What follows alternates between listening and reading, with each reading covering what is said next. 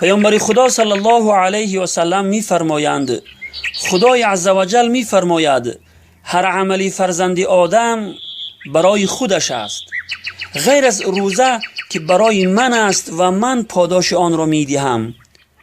و روزه سپری است، یعنی سپری در مقابل آتش دوزخ.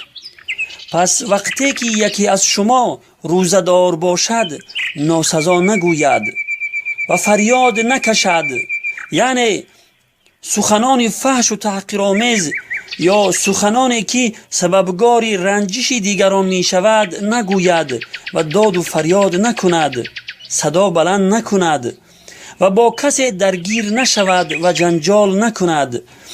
و اگر کسی او را دشنام داد یا با او جنجال کرد باید بگوید که من روزدار هستم.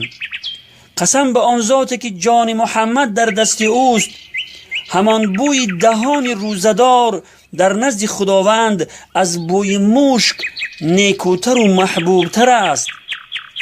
حدیث متفق علیه.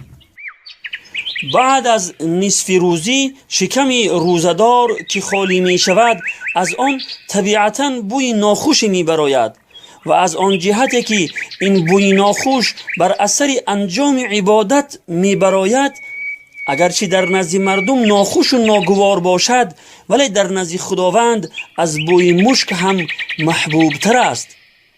این دلالت بر آن می کند که روزدار در پیشگاه خداوند خیلی منزلت بزرگی دارد. روزه گرفتن صبر می خواهد و با صبر انجام می پذیرد و جزا و پاداش صبر کنندگان را خداوند بغیر حساب عطا می فرماید. خداوند در آیه 10 سوره زمر می فرماید استعیذ بالله انما یوفی الصابرون اجرهم بغیر حساب. بیگمان صبر کنندگان پاداش خود را به حساب و به طور کامل دریافت خواهند کرد. البته چنین اجر و پاداش به حساب برای آن روزدارانی هست که این ارشادات پیامبر خدا صلی الله علیه و سلم را به هنگام روزداری کاملا رعایت می کنند. 11 ماه غرق بودی در گناه، فرصت است 1 ماه که برگردی به راه. روزداری حکم شرع و سنت است، جزو رکن دین برای امت است. 11 ماه غرق بودی در گناه، فرصت است 1 ماه که برگردی به راه.